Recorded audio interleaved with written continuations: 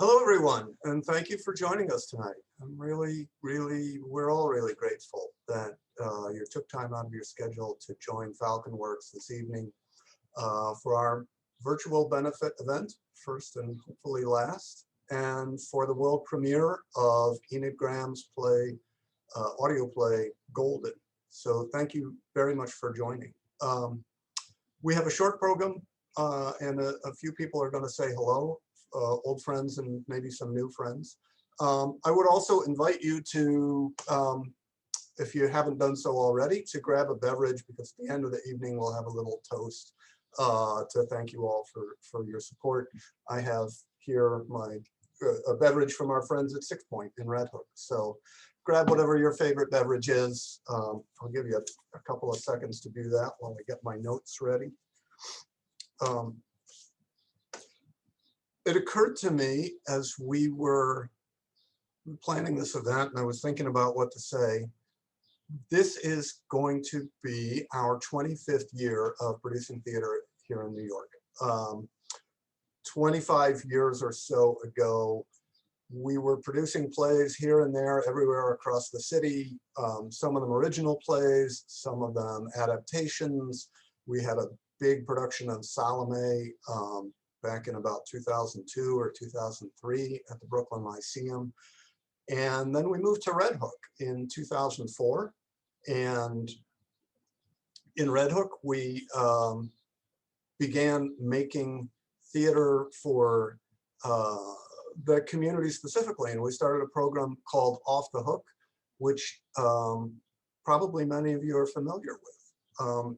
17 years later, this will be the 17th season of Off the Hook, wrapping up in about a week and a half. And so in a little bit, we'll tell you about that. And hopefully there will be a postcard or an email coming your way with the details. And in 2013, we started doing main stage productions. We had the Police Teen Theater Project. We did Red Hook Theater Project workshops where community members created plays on the fly. And so we're hanging in.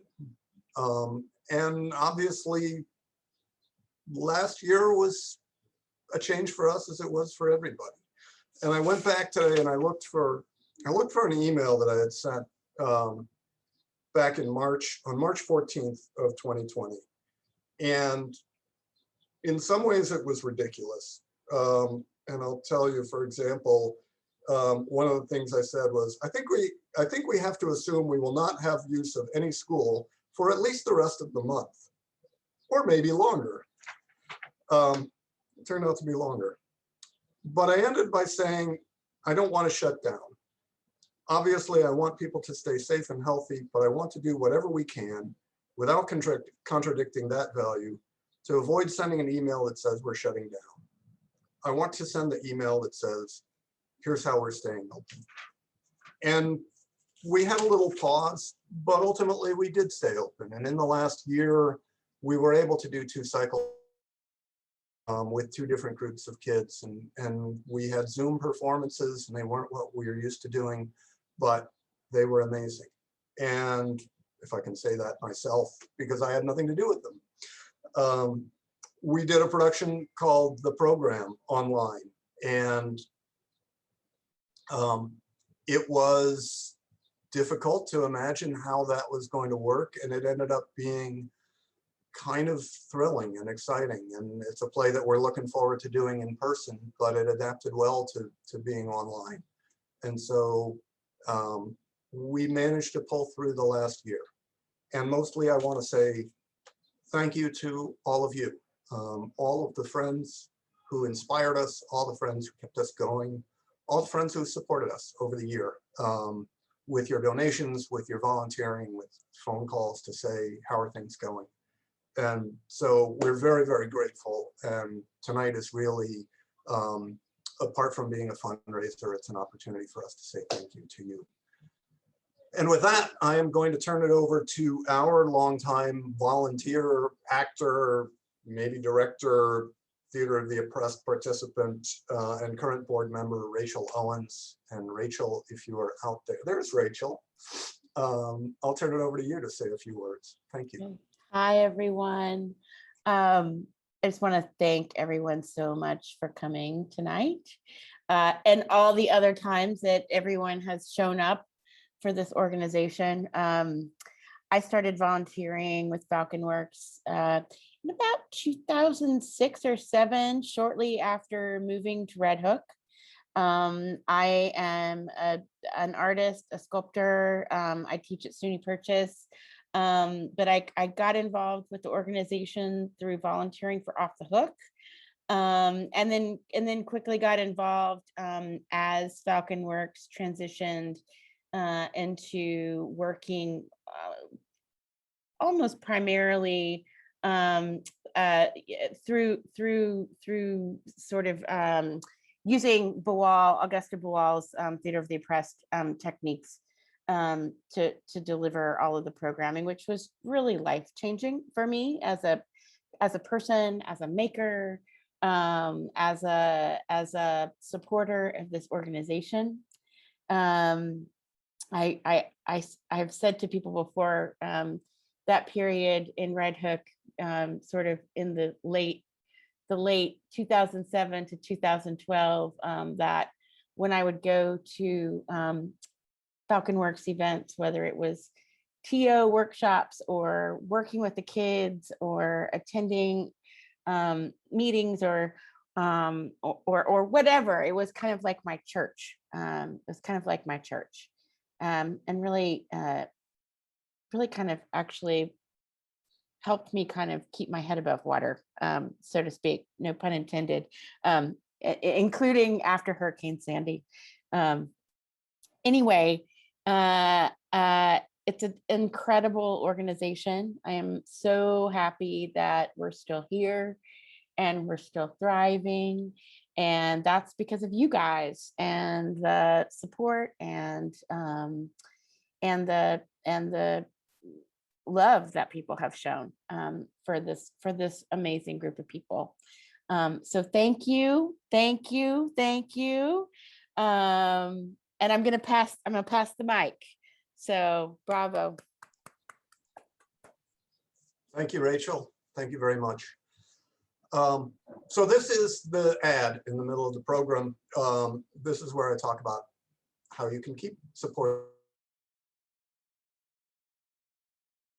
Falcon Works, is to come to our shows, to come to our events, to spread the word about our shows and events, to follow us on social media and share, do all the things that you have to do to get the word out about what we're doing. And Andy is going to talk in a moment about some of the events we have coming up in the very near future. But that really is the number one way I think that people can support our organization. But having said that, the second best way that you can support our organization is through your donations. And the very best way you can make a donation, I think, is to become a sustaining member. And it's really easy to do. You can go to our website.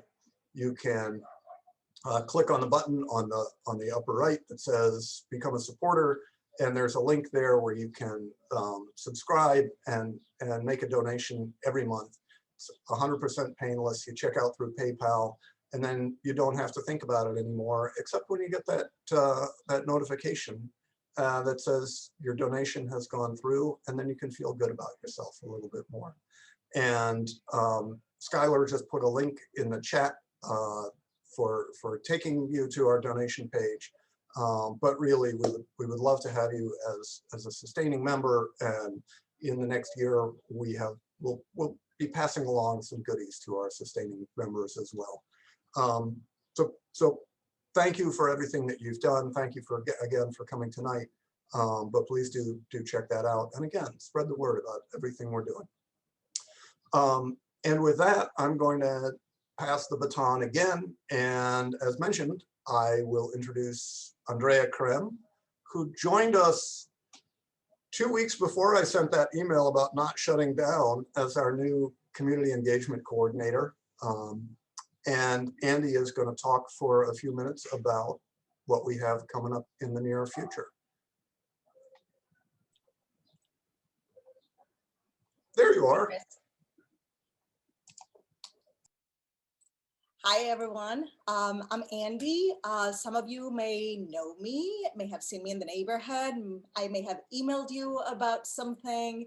But like Chris said, I started working with Falcon Works exactly 2 weeks before COVID. And we had all these plans and we were going to have the live fundraising event. And I was looking for venues when I first started working. And those 2 weeks I've been looking at like 3 or 4 venues.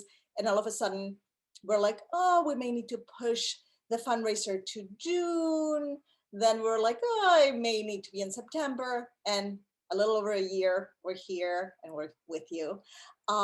So anyway, I joined in as the community engagement coordinator, and I've been kind of running the programs and trying to make it work in this Zoom world and trying to figure out how to keep everything running since we had no idea how this was going to go. And luckily, we were able to run a main stage last year, and we were able to run Off the Hook completely virtually last year, including a live Zoom performance at the end of their cycle, which was fantastic.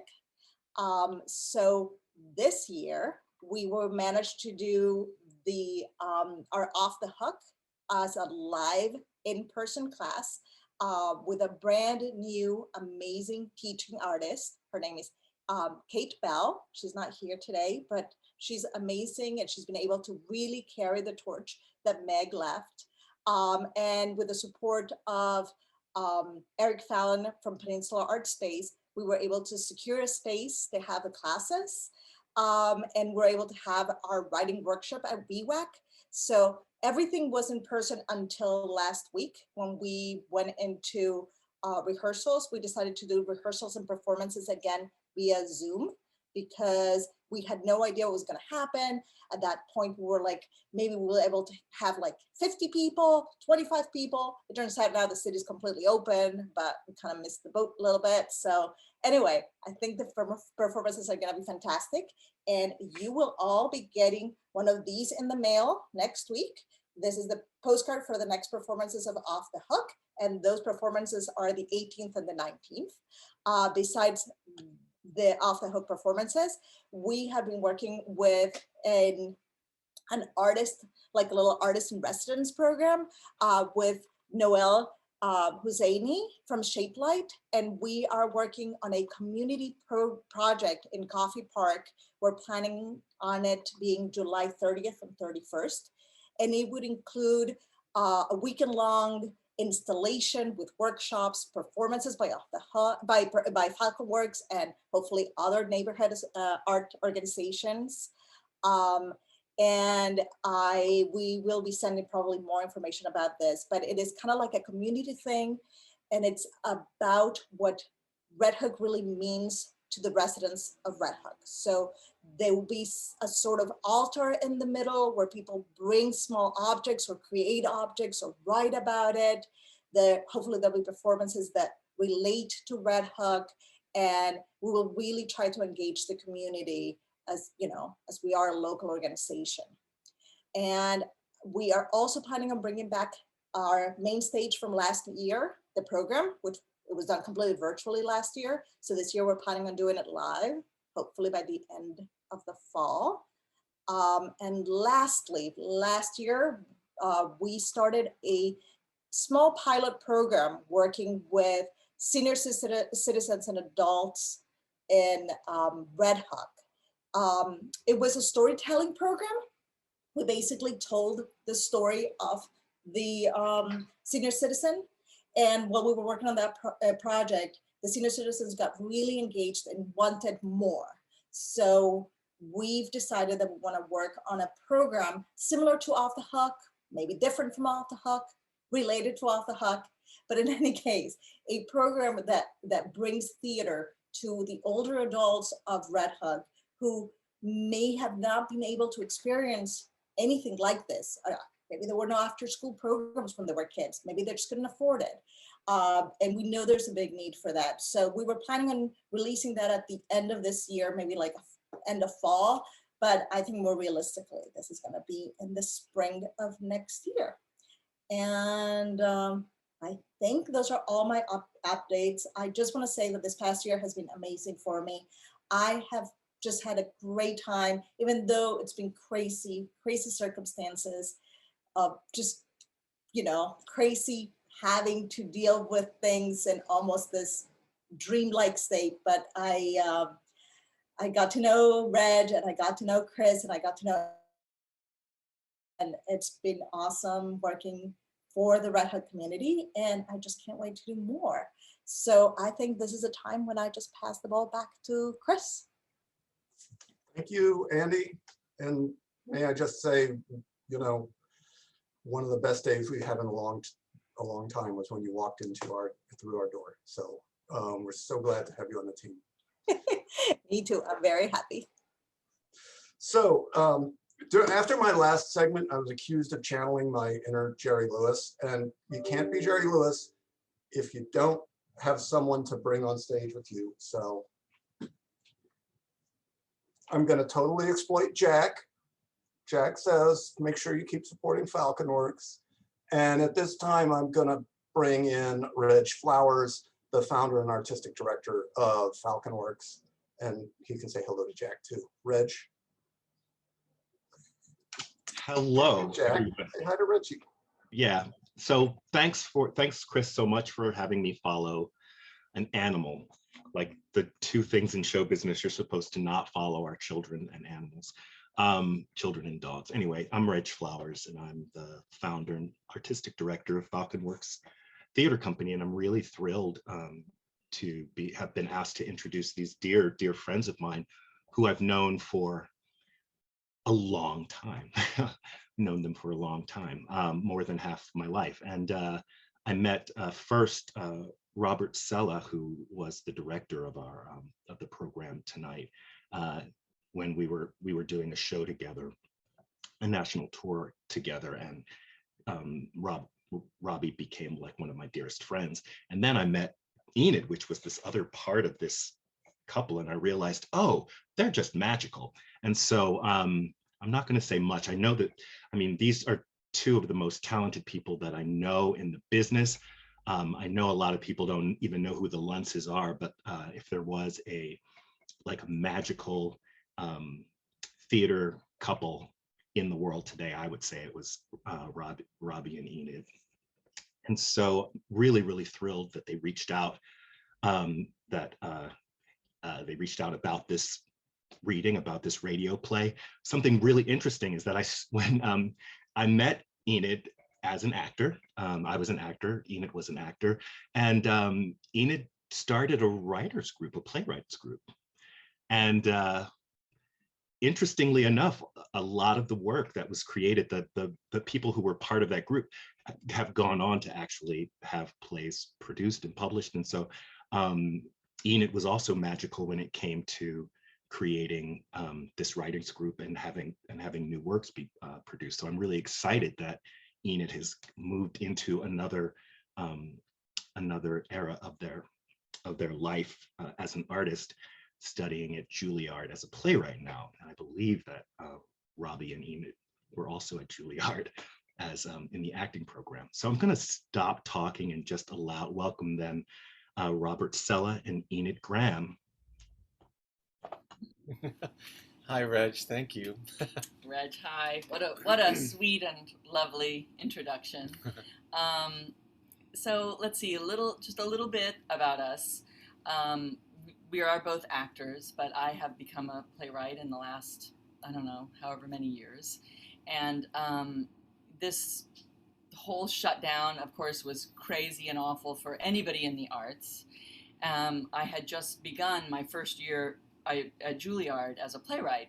We met at Juilliard as actors. It's a whole other long story, but I'm now back as a playwright for a 2-year program, and my first year was this last year. And I wrote this play that I have turned into an audio presentation as my first play at Juilliard. And I got the opportunity to get a grant to make it into an audio play, because I thought to myself, how can I be creative? This is what artists did all over, you know. I continue to be creative and produce things in this world where we can't be together. And so, you know, my first thought was audio, because although Zoom has been an amazing way that we've all connected, sometimes I find it kind of exhausting to be on Zoom. And but I feel like plays can be heard through your ears, and you can imagine a play, and it can, and just hearing language and stories in your ears with nothing else can sometimes transport you in a way that Zoom plays can be a little flattening for plays, in my opinion, although people have done amazing work. But audio plays can kind of take on a life of their own. So I thought maybe I can find a way to produce one of my plays as an audio play. And with that idea, I got a grant through Juilliard and to produce it. So there I was with a little bit of money. Doesn't take that much money to produce an audio play. That's the other good thing about it, and a play. But I thought, what is the place that would be exciting to give this play, this audio production to, that might help them? And of course, the first thing I thought of was Falcon Works Theater. It's the best of what theater can do, in my opinion, because it tells stories from the community that it's in, it engages the community that it's in, and it brings theater to everyone. So to me, that's, if theater can do that, then we might be okay. We had an interesting time making this audio play, because normally one might go into a studio and blah, blah, blah.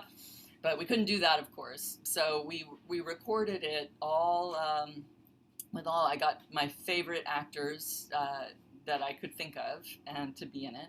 And the one good thing about a shutdown is people were available. So I also got an amazing sound engineer who normally is just busy like crazy, but had a year off. And I got my wonderful husband, who if I could work with anyone, it would always be with him. And everyone got microphones in their house, and we somehow recorded it individually, far apart from each other, people all across the country. And I think it came out pretty good. I don't know, maybe Robbie might want to say something. No, I feel so, I just wanted to say first also to sort of echo what Enid said about Falcon Works, just that to hear Chris say it's been 25 years, it's hard for me to even imagine that much time has gone by. But, you know, meeting Reg and watching Reg grow and expand as an artist and be someone who from the very beginning was someone who had an imagination and a sensitivity and a courage that I have always envied, and it just made sense that Chris and Reg would be the people that we would want to share the work that we're trying to do and the things that we're exploring with them and with this company. So we're so grateful to be aligned with you, even in this way. And it was a real pleasure, because I think one of the things that makes Enid such a great playwright is her sensitivity and knowledge as an actor. Sometimes when you've been in plays and worked on new ones, or you've tried to reinterpret classical plays, you can sort of start to understand how they work and the ways that they are, that they can most reach an audience and the way they can be the clearest. And so I think she's brought that sensibility to her writing, and I think that Golden is a beautiful play, and I'm so excited for you all to hear it. And so working with the actors that we had, Tegel Bouget, Mayron Lee, Anne Torsolieri, and Joel De La Fuente, was remarkable, because there was no need to direct, because they had so much intelligence and sensitivity moving into the material. So, and then with Shannon Slayton at the helm in terms of our sound, we really made something that we feel quite proud about, and that we hope you'll feel excited to hear. So I would just say thank you for sharing this experience with us and allowing us to do this work. And we'll hand it back to Chris, I think. Yes. Yes. Thank you. Have a good time. Thank you. Thank you so much, Enid and Robbie. And thank you especially for sharing the gift of this play with us and thinking of us. And it's been such a delight to work with the two of you for the past few weeks as we've been pulling this event together. So we're really, really grateful for that opportunity as well.